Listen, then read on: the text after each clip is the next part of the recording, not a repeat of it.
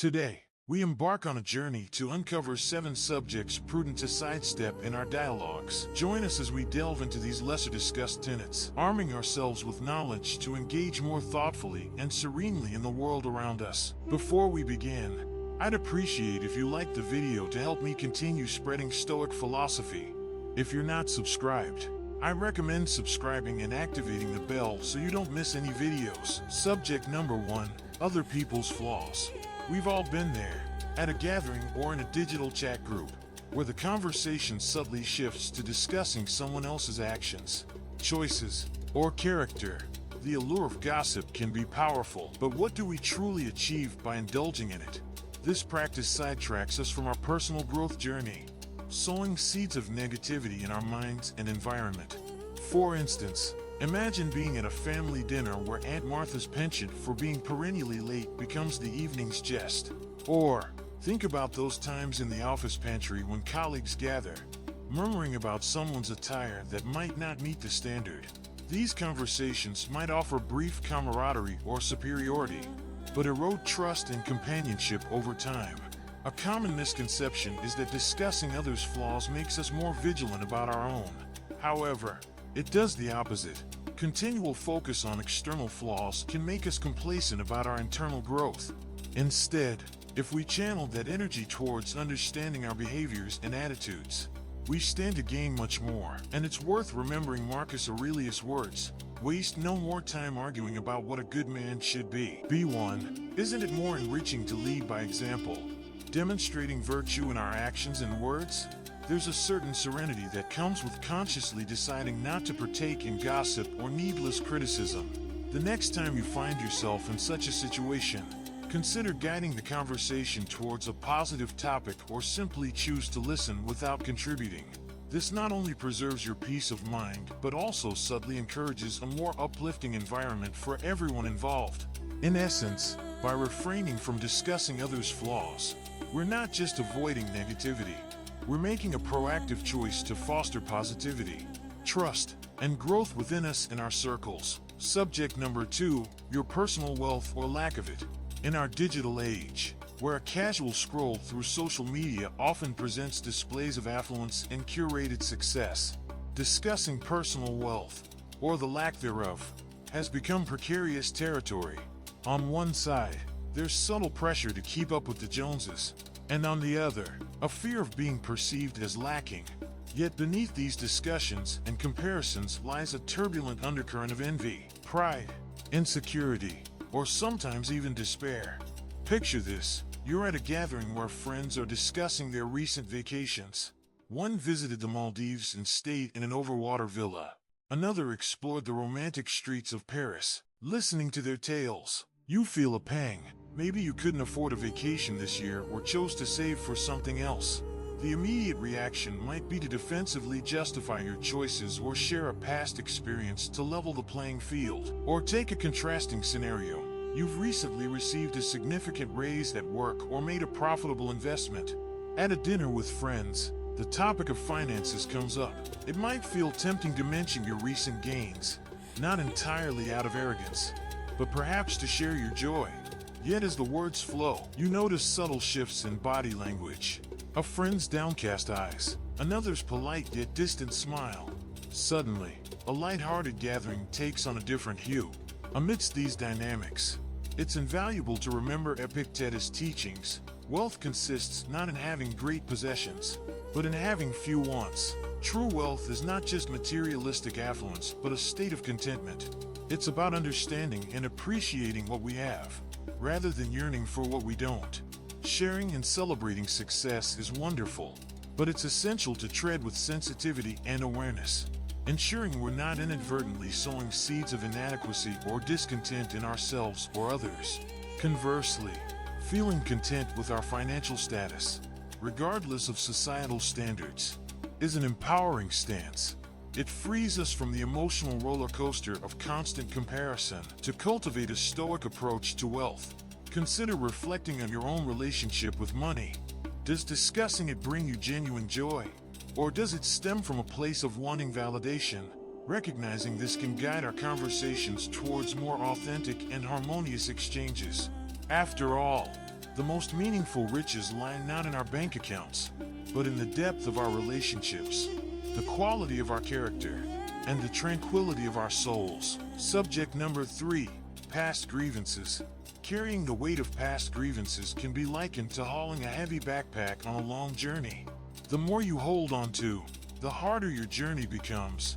It's a natural human inclination to remember wrongs committed against us, whether they're major betrayals or minor slights. However, constantly discussing or reliving these grievances not only intensifies the burden but also prevents us from fully experiencing the present moment and the potential joys it offers. Imagine a childhood friend, Alice, with whom you've shared countless memories. Yet one summer, due to a misunderstanding, she missed your birthday party, an event you had eagerly anticipated together. Years have passed, and you've had numerous happy occasions since then. But every time you meet, the shadow of that missed party looms large. Instead of celebrating the present friendship and the shared bond, conversations often circle back to that one grievance, preventing the relationship from blossoming further. As we navigate these feelings, recalling Seneca's words can offer perspective. The greatest remedy for anger is delay. Instead of impulsively reacting to wrongs and cementing them in our memory, giving ourselves time to process and reflect allows us to approach the situation with a clearer, more balanced mindset. Moreover, with time, many grievances that seemed monumental in the moment often lose their intensity. By continuously discussing past grievances, we inadvertently keep the wound fresh, preventing it from healing. It's not about forgetting or undermining one's feelings, but consciously choosing not to let past events dictate our present emotions and conversations. It's about recognizing the power and freedom in forgiveness and letting go. When we release these grievances, we not only unburden our souls, but also open up space for more positive experiences and relationships to flourish. In essence, discussing past grievances can feel momentarily validating, but true growth and peace come from introspection, understanding, and ultimately, releasing them. The past can be a teacher, but it shouldn't be the driver of our present journey. Subject number 4, predicting the future. The human mind, with its incredible imagination and analytical prowess, has always been captivated by the idea of predicting the future, from deciphering patterns in nature to seeking answers in the stars. Our ancestors too have tried to unveil what lies ahead. Today, in our age of data and algorithms, that quest continues, albeit in different forms. Yet while foresight and planning are commendable, obsessively trying to predict every twist and turn can become an exhausting, often anxiety-ridden endeavor. Let's step into the shoes of Maya, a young woman about to graduate from university. The possibilities are vast, but so are the uncertainties. Every dinner conversation with family turns into a speculation fest about job prospects, potential cities to move to, and the nature of the economy in the next 5 years. Friends constantly discuss potential career paths, comparing prospects and probabilities. The result? Maya feels an overwhelming pressure, an anxiety stemming not from the present, but from the myriad unpredictable futures. As these waves of uncertainty and anxiety rise, it's worth pondering on Seneca's observation. We suffer more often in imagination than in reality. While it's practical and even wise to be informed and prepared, constantly discussing and speculating about an uncertain future can magnify imagined challenges, turning them into looming threats. More often than not, many of these predicted scenarios never come to pass. Or if they do, they're rarely as daunting as our minds had amplified them to be. What Stoicism teaches us here is the value of embracing the present moment. Instead of getting lost in the maze of what-ifs, it's about grounding ourselves in the what-is. While we can't control every facet of the future, we can control our actions and responses in the present. By reducing the time spent on endless speculations, we can redirect our energies towards actionable, meaningful steps that align with our values and goals. While discussing potential futures can be enlightening, it's essential to strike a balance. The true beauty of life lies not in predicting every sunset and sunrise, but in marveling at the hues of the present moment, confident in our ability to adapt and thrive.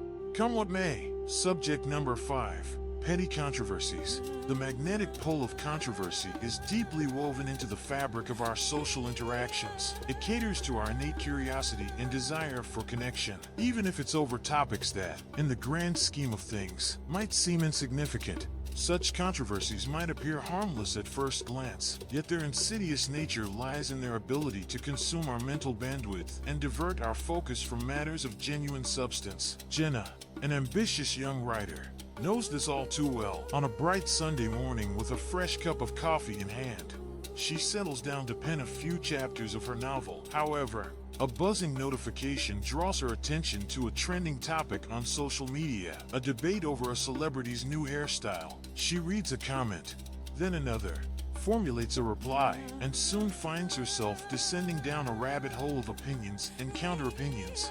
Hours later, the page she intended to fill with her creativity remains blank, her initial enthusiasm a distant memory.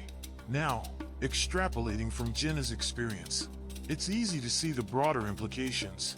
These minor distractions, if allowed to persist, can accumulate, morphing into significant obstacles in our personal and professional lives. They shift our conversations, dominate our free time, and more worryingly, begin to shape our self-worth and perception based on fleeting, often shallow metrics. The wisdom of Epictetus offers guidance in such scenarios. It's not what happens to you, but how you react to it that matters. This sentiment reminds us that while we cannot always control the influx of controversies in our environment, we hold the reins when it comes to our engagement. By consciously choosing where we direct our attention, we reclaim our mental space, ensuring it's reserved for endeavors that align with our aspirations and values. But how do we cultivate this discernment? It starts with self-awareness. By regularly evaluating our motivations behind participating in a controversy, we can discern whether it's out of genuine interest or mere habit. It's also beneficial to curate our information sources, ensuring what we consume aligns with our goals and values. To immerse oneself in the vast ocean of controversies is a choice. Yet, with awareness and intention, we can sail these waters, anchoring ourselves in discussions of depth and substance, and steering clear of the ephemeral whirlpools that seek to draw us in. The journey towards discernment is continuous, but with each conscious decision, we move closer to a life of purpose, undeterred by the fleeting storms of petty controversies. Subject number 6. Vain displays of knowledge. The pursuit of knowledge is a noble endeavor, yet it can sometimes lead us astray when the intent behind it shifts from personal growth to mere showmanship. Flaunting knowledge without genuine purpose is akin to hoarding treasures in a chest and displaying them for fleeting admiration, rather than using them to enrich one's life or the lives of others. Take the case of Arya, a passionate reader who always had a book in hand. Over time, her love for learning gave her a vast reservoir of knowledge on diverse topics. However, as she began to receive admiration for her intellect, a subtle change occurred. Instead of sharing knowledge to enlighten or assist others, her conversation started taking on a different tone. Whenever discussions arose, Arya would interject with obscure facts, often derailing the conversation's flow or overshadowing others' contributions. Instead of fostering connections and understanding, her interactions began to create distance and subtle alienation among her peers. While it's commendable to be well-informed and knowledgeable, the essence of acquiring wisdom is not just in its accumulation, but in its apt application. Knowledge, when used as a tool for vanity, can become isolating. It can transform from a bridge that connects people to a wall that distances them. Seneca once said, "True happiness is to enjoy the present, without anxious dependence upon the future." In the context of our discussion, this could be interpreted as enjoying the process of learning and sharing knowledge genuinely, without the anxiety of constantly proving oneself or seeking validation. A genuine display of knowledge is not in reciting facts, but in applying them meaningfully, in aiding understanding, in fostering connections, and in using what we know to uplift ourselves and others. It's about knowing when to speak, what to share, and how to communicate, ensuring that the essence of the message is not lost in the clamor for recognition. In our journey of continuous learning, it's crucial to frequently introspect and evaluate our intentions. Are we seeking knowledge to grow, or are we seeking it to glow? By aligning our quest for knowledge with the genuine intention of personal growth and positive contribution, we can ensure that our wisdom becomes a beacon of light for ourselves and those around us, rather than a mere decorative lamp, admired but not illuminating. Subject number 7, obsessive self-criticism. In an era where perfection is often celebrated, it's common for many of us to hold ourselves to incredibly high standards. While aiming for excellence can drive progress, incessantly critiquing every action and thought can become counterproductive. Imagine tirelessly preparing for an important presentation or project, only to constantly belittle your efforts, second-guessing every choice, or worrying about each word you'd say. Instead of focusing on delivering with confidence, you're entangled in a web of overanalysis, where the fear of perceived inadequacy overshadows genuine effort. This relentless internal scrutiny, instead of acting as a motivator, can become a deterrent. It can hinder spontaneity, reduce creativity, and even impact overall well-being. The excitement of starting a new endeavor or the joy of completing a task can quickly be clouded by the persistent voice that asks, "Was it good enough?" Embedded within this challenge is a Stoic reflection by Marcus Aurelius. The universe is change. Our life is what our thoughts make it. If our thoughts are perpetually critical, our reality mirrors that negativity.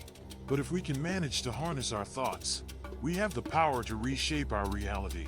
Breaking free from this cycle of self-criticism involves recognizing and challenging these self-deprecating thoughts.